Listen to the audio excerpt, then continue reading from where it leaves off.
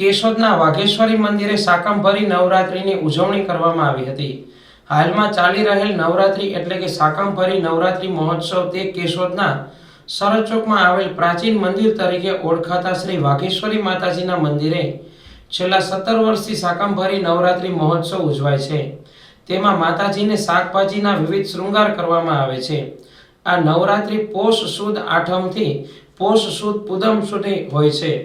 આ નવરાત્રિ માત્ર એકલું શાકભાજી ખાઈને રહેવાની હોય છે। આ નવરાત્રિ દરમિયાન શ્રી વાઘેશ્વરી માતાજીના મંદિરે સ્ત્રી નિકેતન મહિલા મંડળ દ્વારા 8 દિવસ માતાજીના સાનિધ્યમાં યોગ શિબિરનું આયોજન કરવામાં આવ્યું હતું। તેમનો લાભ કેશોદની ધર્મપ્રેમી જનતાએ લીધો છે। આ પ્રાચીન મંદિર તરીકે ઓળખાતું વાઘેશ્વરી માતાજીનું મંદિર હજારો માઈ ભક્તોનું આસ્થાનું કેન્દ્ર છે, જેના એકમાત્ર દર્શનથી મનની તમામ મનોકામના પૂર્ણ થાય છે। નવરાત્રિમાં ખૂબ જ બહોળી સંખ્યામાં માઈ ભક્તો દર્શનાર્થે આવે છે।